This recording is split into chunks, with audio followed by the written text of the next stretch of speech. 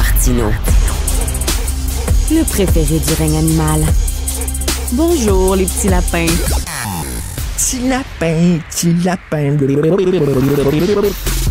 On voyait que les Américains devaient marcher sur leur fierté et leurs principes. Une liberté de penser.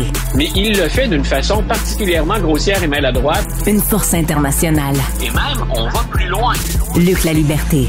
Selon Donald Trump, le prince saoudien qui est en visite à la Maison-Blanche ne savait rien de la mort de Jamal Khashoggi, là, le journaliste. Il n'était pas là-dedans, lui, il ne trempait pas là-dedans, il n'était pas au courant de rien. Voilà, écoute, la CIA avait, elle, conclu autre chose en disant que, selon toute évidence, Mohammed Ben Salman est celui qui avait ordonné l'assassinat de Khashoggi et son démembrement. On est dans l'horrible. Et pour rappeler les faits, le type Khashoggi veut se marier. Ça lui prend des documents officiels. Il ne veut pas aller en Arabie Saoudite parce qu'il est identifié par le régime. Il s'en va donc en Turquie. Il est dans les bureaux de l'Arabie Saoudite en Turquie. Et on va entrer là, laissant son épouse attendre dans la voiture. Et Khashoggi ne va jamais ressortir de là. Donc, c'est une opération, là, écoute, on verrait un film. Complot, assassinat, meurtre, ce serait pas plus gros ou plus brutal que ça. Et Donald Trump, ce qu'il dit aujourd'hui, c'est un peu ce qu'il avait dit quand on l'avait interrogé sur l'ingérence politique de la Russie dans la campagne électorale en 2016. À peu près tout le monde se souvient qu'il avait répondu, ben écoutez, peu importe ce que dit la CIA, moi j'ai demandé à Vladimir Poutine et il me dit qu'il ne l'a pas fait, donc je le crois. C'est ce qu'il a dit aujourd'hui, puis il a même dit aux journalistes, il leur a fait un peu la leçon en disant on va pas embêter notre invité avec ça. Donc, on parle d'un meurtre et la veuve de Khashoggi s'est exprimée aujourd'hui. Il y a un côté là, drame humain bien réel, bien concret là, sur le terrain des vaches. Donc, Mme Khashoggi a dit que c'était un très dur, celle qui serait devenue Mme Khashoggi a dit que ça avait été un très dur moment à passer. Et ça ne s'est pas arrêté là. Donc, on lui réserve... C'est ça, Luc, oui, c'est ça, Luc. Il traite une journaliste de cochonne. Il a défendu un tueur de journaliste et il a dit à une journaliste de ABC qu'on devrait retirer le permis au réseau. Ça, chez Trump, on appelle ça un petit mardi. Ouais, c'est business as usual, effectivement. Oui. Version anglophone de c'est un petit mardi. Un petit mardi. Retour aux affaires. Et c'est à quel point il fait des efforts, finalement, pour redorer à la fois le blason de l'Arabie Saoudite et du prince héritier. Faut se rappeler qu'ils avaient été mis à l'écart. C'est la première fois depuis longtemps que Mohammed Ben Salman revient aux États-Unis. Ce soir, il a le droit à un gala. Ça va être assez spectaculaire. Et ça ne s'invente presque pas, ou à tout le moins, en tout cas, il y a une dizaine d'années, ça aurait été choquant.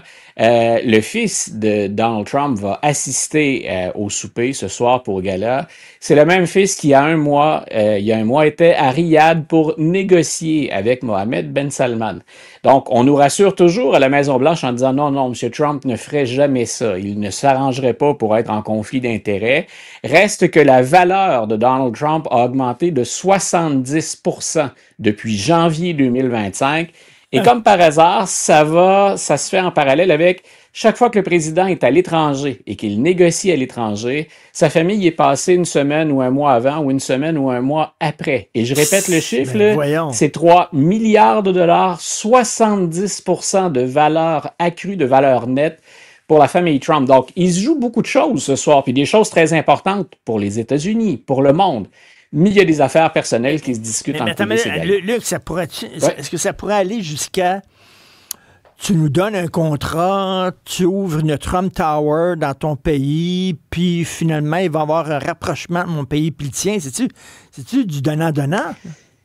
Rappelle-toi, une des raisons pour lesquelles on avait on avait invoqué la procédure de destitution. Est-ce que tu te souviens de cet appel à quelqu'un qui est toujours dans l'actualité maintenant, Volodymyr Zelensky, et M. Trump, dans un enregistrement téléphonique, avait dit « On va vous remettre l'argent, mais en échange, j'aimerais avoir une faveur. » C'est pas difficile d'imaginer le même genre de scénario des années plus tard, surtout que M. Trump a laissé tomber une petite gêne qu'il avait dans son premier mandat. Donc, on n'en est plus là. J'invite d'ailleurs nos auditeurs, ils sont nombreux, puis souvent nombreux à appuyer M. Trump.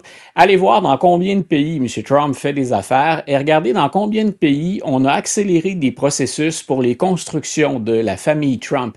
Ça soulève l'indignation à certains endroits. Je pense à la Serbie plus récemment, entre autres. Mais c'est documenté. C'est documenté par des sources fiables. Donc, je répète, il y a vraiment les affaires étrangères américaines. On va jaser d'intelligence artificielle. On va jaser d'Israël aujourd'hui. On va jaser de nucléaire civil. On va discuter de sécurité dans la région. On va discuter des accords d'Abraham. Mais c'est difficile d'ignorer tout ce qui se passe en parallèle lors de la même visite. Et une visite, je répète, où ne serait-ce que ça, s'il faut retenir seul élément, l'Arabie saoudite revient presque au sommet de la liste des pays fréquentables, alors que sous Joe Biden, qui avait été très maladroit par la suite, mais alors que sous Joe Biden, on avait dit que ce pays-là, ou le prince héritier lui-même, c'était un paria. Et Luc, il y a eu un vote finalement. Tous les documents concernant l'affaire Epstein vont être rendus publics. Oui, ben écoute, ça déboule 427 contre 1. Hier, je disais, il y avait un mouvement, je disais surveiller. Si ça passe 290, c'est déjà énorme. Entre hier et aujourd'hui, en politique américaine, 24 heures, c'est presque un mandat complet d'une autre administration. Donc, ça a déboulé très vite. Il y a, de mémoire, c'est un représentant Higgins de la Louisiane qui, lui, a dit, moi, je vais voter non, accroche-toi par principe. En fait, c'est pas les mêmes principes. C'était pas pour Epstein, le principe, mais lui dit, j'aimais pas cette manœuvre-là au départ, au plan judiciaire, au plan légal, je l'aime pas plus maintenant. Donc, quand il dit, je m'abstiens ou je vote contre par principe, c'est ce qu'il a invoqué. Maintenant, ce qui va être intéressant, c'est que c'est clair qu'on envoie la patate chaude dans les pattes des sénateurs maintenant. Et là, ce qu'on dit, il y a toutes sortes de choses, il n'y a pas de décision arrêtée, mais on dit, ça se peut que les sénateurs républicains, s'ils veulent encore étirer la sauce ou gagner un peu de temps, mais on devine qu'il va y avoir une impatience populaire avec ça, ils vont tenter de modifier le projet de loi. C'est un peu ce que laissait entendre le speaker Johnson en disant, ben oui, je me suis rallié à ce vote-là, mais j'aime pas le projet de loi, on pourrait le retravailler. Alors, c'est peut-être le chemin à suivre, ce qu'il a envoyé au Sénat, mais là, la pression va être très grande sur les sénateurs, surtout les républicains qui sont majoritaires pour voter en faveur. Ça veut pas dire qu'on va pouvoir tout voir, tous les documents, puis tous les noms qui sont nommés, puis tout ça. Là. Il est loin de la croupe aux lièvres. De la soupe aux lièvres, comme disait Jean Perron à l'époque. Et d'ailleurs, pour le bénéfice de ceux qui sont à l'écoute, donc, il faudrait que ça passe au Sénat. Ensuite, il faut que le président soit d'accord. Et une fois que le président a dit qu'il est d'accord, là, on se dit c'est réglé, on va avoir tous les documents. Il faudra voir aussi comment le ministère de la Justice va gérer ce dossier-là. Est-ce qu'on va avoir tous les documents? Est-ce qu'on va avoir les documents caviardés? Qu'est-ce qui serait caviardé? Donc, ça va continuer. On en a encore pour un certain temps à parler des dossiers Epstein et à parler de ce que je t'ai mentionné plus tôt aujourd'hui, c'est que là, il y a plein de gens qui deviennent, tant et aussi longtemps qu'on n'a pas le fin mot de l'histoire, coupables par association. C'est-à-dire qu'il a fréquenté beaucoup de monde, Epstein. Il les a fréquentés parfois sur une base qui était tout à fait correcte, légale. On est dans le potin mondain, mais il y en a d'autres dont la carrière et la réputation a été salie aussi du seul fait d'être associé à Epstein. Donc, on verra. On va avoir encore beaucoup d'eau. C'est pas parce que tu as été pris en photo avec Jeffrey Epstein que tu es allé sur son île puis que tu as eu des relations avec des mineurs, là. Ça n'a rien à voir. Combien de politiciens ont serré la main de donateurs, de partisans, puis on nous ressort cette photo-là des années après. Ça paraît mal. Au niveau des perceptions, c'est terrible. Au niveau, entre guillemets, du spin politique, c'est terrible. Ça ne veut pas dire que tout le monde n'a pas la conscience tranquille, mais qu'est-ce que ça paraît mal? Et un de ceux pour qui ça paraît très mal, c'est celui qui a déjà dirigé l'université Harvard et qui est toujours un prof à l'université Harvard, Larry Summers, un démocrate. Il a conseillé Bill Clinton. Là, on pense qu'il va peut-être même devoir abandonner ses fonctions comme prof à Harvard en raison de courriels échangés avec Epstein. Rien d'illégal, mais des propos qui ont choqué beaucoup de gens. Puis aujourd'hui, il a dit « Je me retire des affaires parce que je suis gêné, parce que j'ai honte. » Donc, voyons si on réservera le même traitement à tout le monde. J'ai hâte de voir les documents parce que je veux savoir ce qui s'est passé entre Donald et Bill. Qu'est-ce qui s'est passé au juste? Merci beaucoup, Luc. À demain. Salut.